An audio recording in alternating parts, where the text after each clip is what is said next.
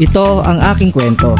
Makakapanood kayo ng masasaya, nagluluto, namamalengke, naggagala, nagro-road trip kung saan saan. At ang pangarap ko, mabigyang saya ang aking pamilya at ang aking mga manonood. Kaya tara na mga kabiyahe. So what's up mga kabiyahe, mga ka-sword? So panibagong araw, panibagong vlog na naman tayo.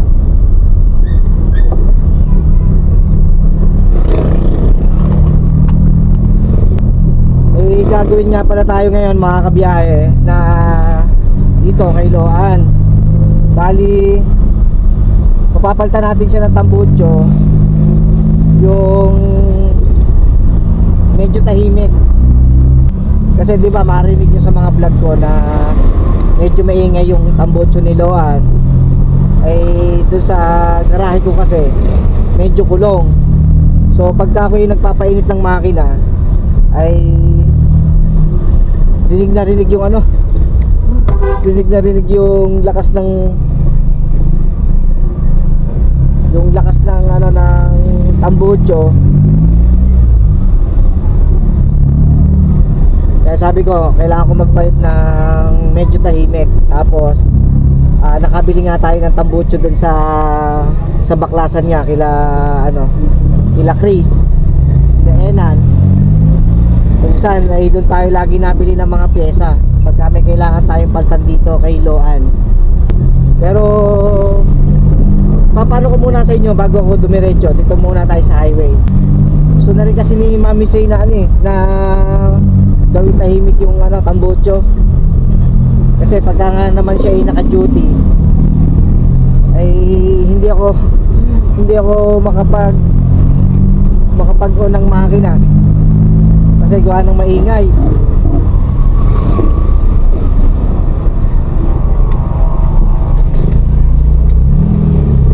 Mas dito muna tayo sa highway para may pakita ko sa inyo mga kabiyahe.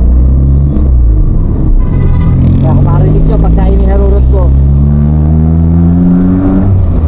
maganda sana kasi syempre buros ko ang dating, di ba? Tunog. Kaya lang talagang maingay. Nakakahiya din lang sa mga kapitbahay pagka nagbubukas ng makina. Kaya nang sa ganon ay pumayag na rin ako na palitan yung tambucho nga ni Loan. So nandito na tayo sa highway ngayon. Dito tayo sa aking paboritong place.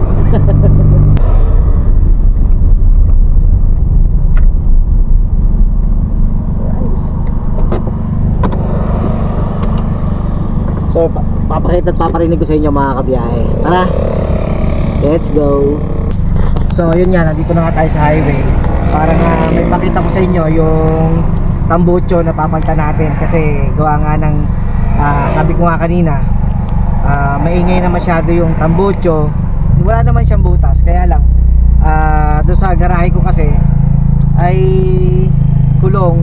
Kaya yung tunog talaga niya ay talagang nangingibabaw. Nakakaya na sa mga kapitbahay. Tsaka pagka naka-duty si Mami, hindi ko mailabas ng maayos si Loan kasi rinig kasi doon sa ano, sa kwarto pagka yung ano, yung nasa trabaho si Mami. So eto, nandito na tayo, papakita ko sa inyo mga kabiyahe, no? Alright. So ito ipapalitan natin. Ayan. Kaya kung marinig nyo mga kabiyahe ay maingay yung tunog ng tambucho natin, no? Kaya nung nagtanong nga ako kila Enan dun sa baklasan nga mga kabiyahe, ay nakakuha tayo ng tambucho. Ito, yan, ito yung stock. Maganda pa naman siya. Ito ipapalit natin dun sa tambucho natin ngayon.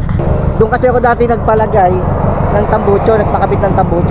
At doon din tayo pupunta ngayon. Siyempre, si Loan. Ayan, si Loan. Alright.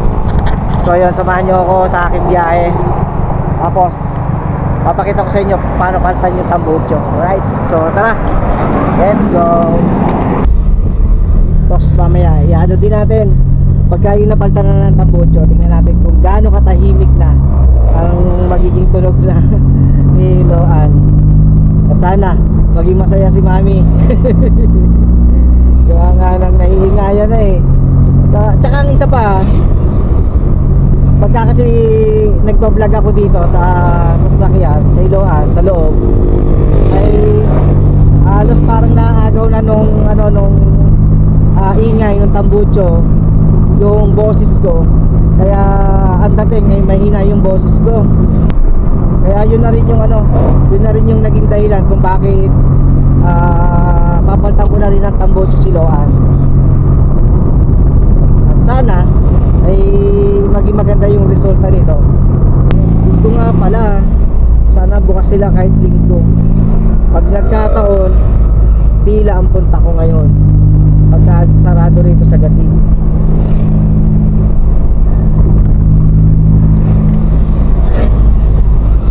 Dito lang naman to, tapat ng ng Metro Central.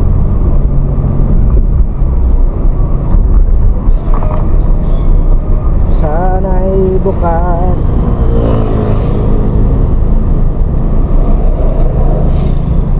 Ayun, bukas right. Lang tayo rito.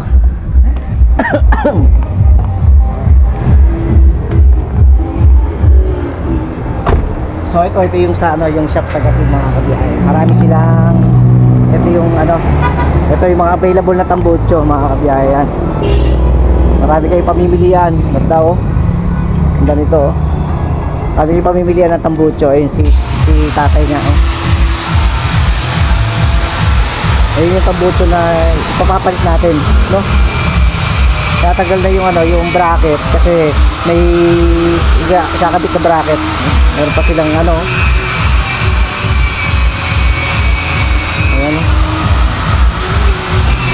bali yun mga kabiyahe pagka yung may papagawa kayo sa pangilalim na tambucho, may papahina kayo. Ayan, dito lang yan, tapat lang ng Metro Central.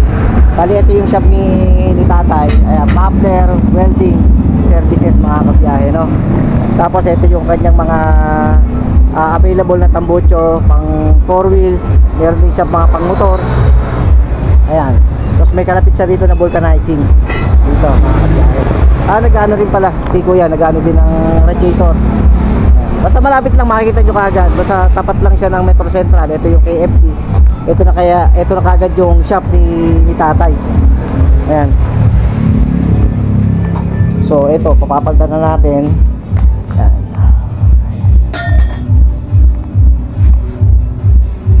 Tapos ito pa. Sa loob, meron pa palang mga muffler na available si tatay dito. Kaya pwede kayong mamili pagka yung magpapapalit kayo ng tambucho. Ganda oh, no? Sayang eh. Hindi, ayaw na ni mami kasi ng maingay, kaya kailangan nating ilagay yung tahimik.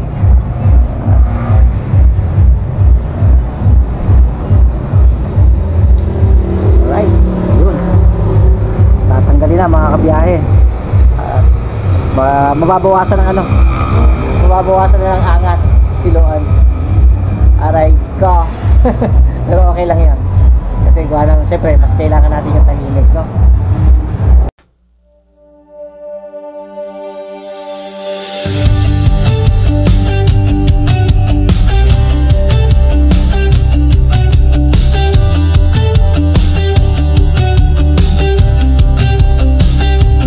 Si Tito Pog sa kalsada, motor ang kasama, helmet suot, kamerang hawak niya.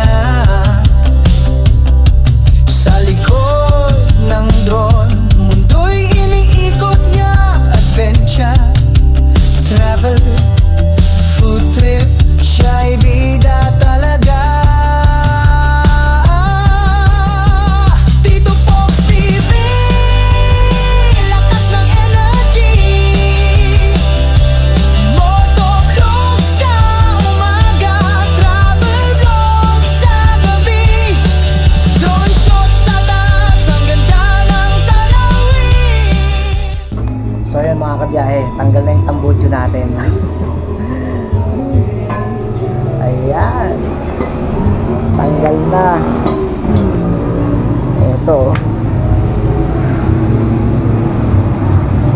So yun, ito na yung papalit. Ayun, si Tatay Doming po, ayan. Kaya pagka may mga kailangan kayo na muffler, tambucho, at kailangan nyo magpalit o mag-set up ng tambucho ng motor, 4 wheels, ayan, dito lang po yan sa may Barangay Gatib. Harapan nga po ng Metro Central. Ayan, hanapin nyo lang po si Tatay Doming. Ayun nga po, tanggal na yung dati nating tambucho at papalitan ng medyo tahimik. Meron ano si Tatay dito, yun nga, yung babaan. Kaya hindi siya nahihirapan na ng magtanggal ng tambucho at saka magkabit ng tambucho. Gano'n meron siya rito babaan pala mga kabiyahe. Tapos meron din tindahan, may tindahan din si Tatay dito. Pagka yung nagutom kayo ay habang nag-iintay sa pag-ano nga ng pwede kayo magmerenda muna dito. At nag-offer din pala sila Tatay ng sisig, barbecue, hotdog. Ayun o, hindi pala. Kaya all in mga kabiyahe. Para habang nag-iintay kayo na magawa yung sasakyan o yung tambucho ay pwede kayong kumain muna rito.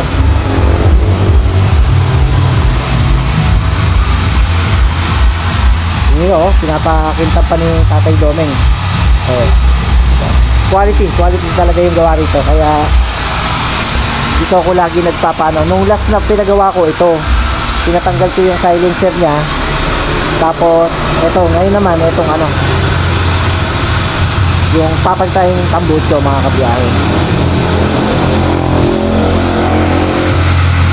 Ayan o.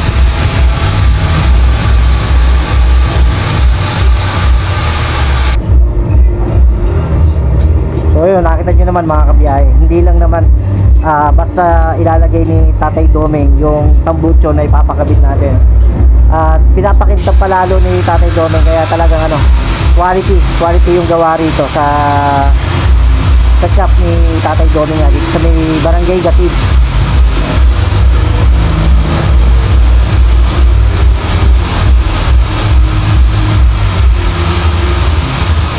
Siyempre, para naman maganda yung dating pagka ikinabit ni Tatay Doming, di ba? Ayan.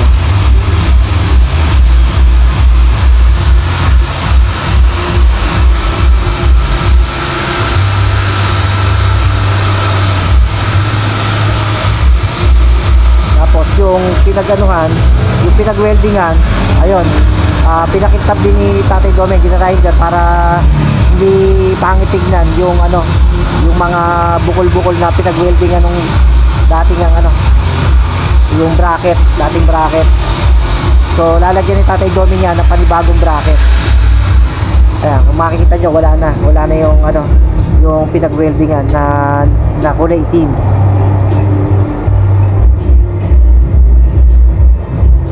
Yun, dami pang ginagamit ni Tatay Doming na ano, na pampakintab.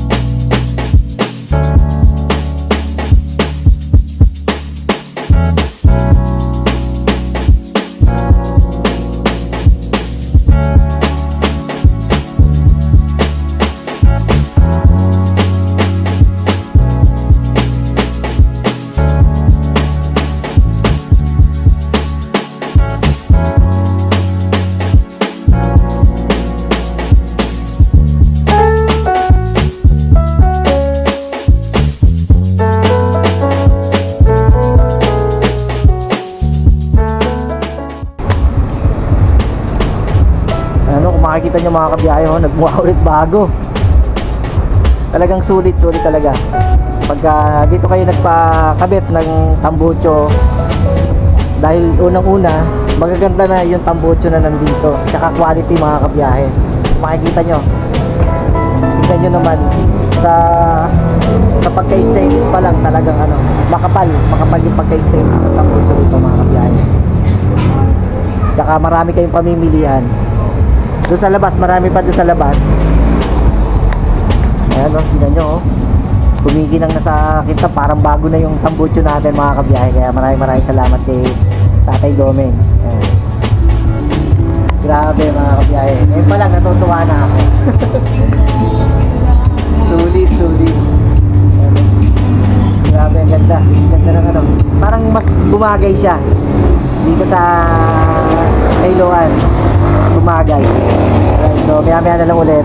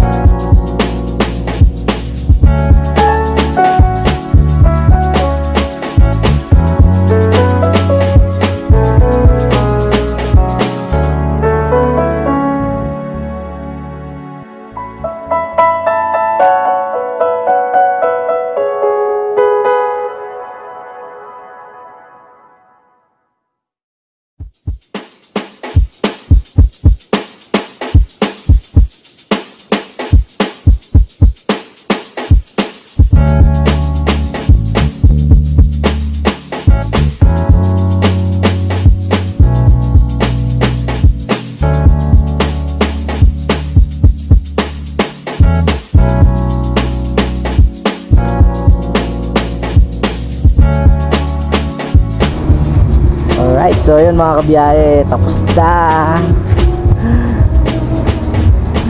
Ayun, ikabit na nga ni Tatay Domeng yung ating tambucho mga kabiyahe, no? Ayan o, hiroin nyo, nagmukhang bago. Grabe, maraming salamat kay, ano, kay Tatay Domeng. Ayan. Galing. Talagang kung pag sa ano, gagawin ni Tatay Domeng lahat para maging sulit yung ano, yung customer.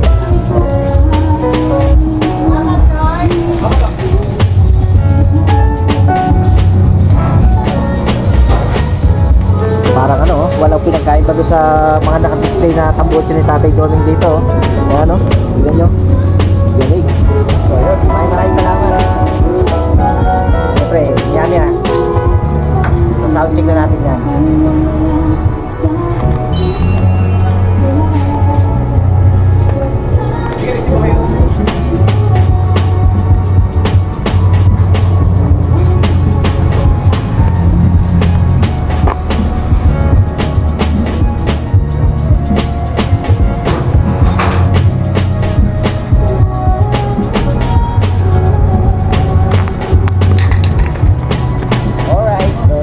Excited na ako para marinig nyo ang soundcheck natin mga kabiyahe. Sa soundcheck natin yan. So tignan nyo naman ang tambucho natin ngayon. Wow! So yun, sa soundcheck na natin. Salamat po kay Tatay Domeng. Soundcheck natin mga kabiyahe, no? Woohoo!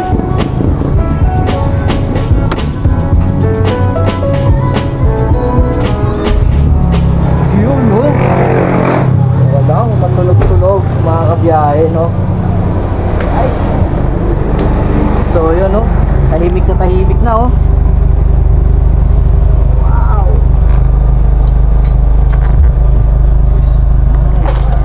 So yun, salamat po. Ayan, pagka mo may kailangan kayo kay Tatay Domeng, ayan, tignan nyo naman yung kanyang mga display na tambucho rito. Talagang quality. Nung last kasi, yun nga po, yung last kasi na nagpunta ako dito, eto punong-puno to hanggang doon sa labas eh. Eh ngayon, kakaunti na. Pero kung makikita nyo naman, sa makapal talaga yung pagka-stainless mga kabiyahe, no? Ayan, ito po si Tatay Domeng, dito po yan sa Megatit. Ayan, harapan lang po ng Metro Central yan mga kabiyahe. Ito, sa may KFC. Ayan, salamat po Tay. At ako naman ay, siyempre, kailangan naman natin magbayad. Thank you.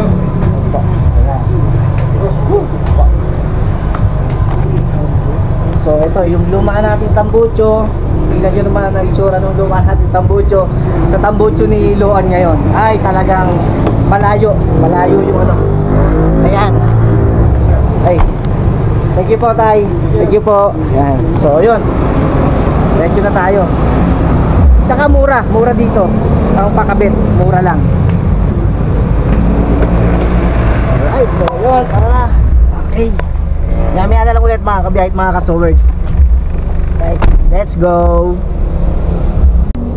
Alright, so yun mga kabiyahit, mga kasoward. At tapos na nga nating papaltan ng tambucho, siloan. At kung mapapansin nyo at maririnig nyo ay wala nang kaingay-ingay sa likod mga kabiyahe. Eto, bukas yung bintana ha. Buksan ko pa yung bintana sa likod. Tsaka ako bibigyan ng ng acceleration. Alright. So yun mga kabiyahe, maraming salamat kay Tatay Domeng. Doon nga sa ginawa nga ni Tatay Domeng. Talagang solid yung ginawa niya. Kasi hindi niya muna ikinabit basta-basta yung tambucho na dala natin. Bagkus ay pinakintab muna ni Tatay Domeng, pinaganda muna na hindi malayo doon sa kanyang mga naka-display na tambucho, para naman sa ganon ay maging satisfied yung mga customer na nagpapakabit o nagpapapalit ng tambucho kay Tatay Domeng. So pagka may mga kailangan kayo na tambucho, pumunta lang po kayo dito sa may tapat po ng Metro Central at makikita nyo na po doon yung shop ni Tatay Domeng. Katabi lang din po yun ng vulcanizing. So napaka pulidong gawa yung ginawa ni Tatay Domeng. At ako'y natuwa talaga mga kabiyahe kasi sa iba pagka sinabing ipakakabit mo yung tambucho, kakabit lang yon. Pero kay Tatay Domeng hindi. Ginawa niya talaga na pinakintab niya muna yung tambucho bago niya ikabit. At sana ay yun, magustuhan na ni Mami Say. At alam ko naman na matutuwa si Mami Say niyan. Gawa nga po ng tahimik na yung tambucho ni Loan. Kahit na nabawasan ng angas.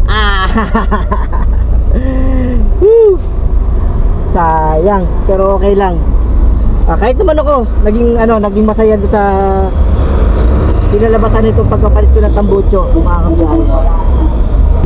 So maya na lang ulit, kita tayo. Ikutan natin si Loan. Alright, so let's go. Alright, so yun mga kabiyahe, at ikutan lang natin si Loan para naman may parinig ko sa inyo kung gaano katahimik na yung tambucho nito. Nandito ulit tayo sa highway. So ito mga kabiyahe, wala na kayong halos marinig dito, no? Ayan, no? Wow. Kita nyo naman kung gaano quality, kung gaano ka-quality yung gawa ni Tatay Domeng.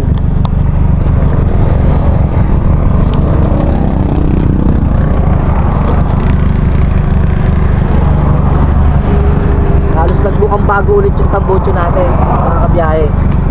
May narinig pa ba kayong ingay? Di ba? Wala na? Alright, so yun mga kabiyahe. So yun mga kabiyahe, mga kasower. At eto nga, ang ganda. Kahit ako natutuwa sa ginawa ko ngayon. Ginawa nga na tahimik na siloan mga kabiyahe.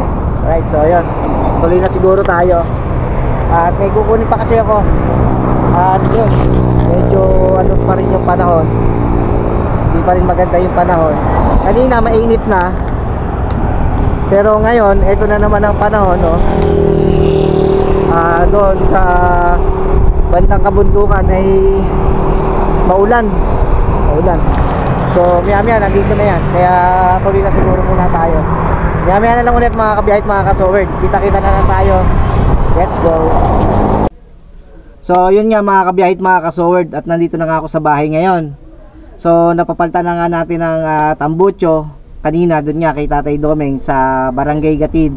At so far ay napakaganda talaga yung naging resulta, na naging tahimik yung tambucho ni Loan, mga kabiyahe. So maraming salamat kay Tatay Domeng unang-una, at sa mga subscriber at sa mga silent viewers, maraming salamat po sa inyo. At sa mga hindi po nag-i-skip ng ads, maraming salamat din po. Sa mga OFW na lagi pong nakasuporta sa akin, maraming salamat po sa inyo. So dito ko natatapusin yung vlog ko, mga kabiyahe. See you on my next vlog.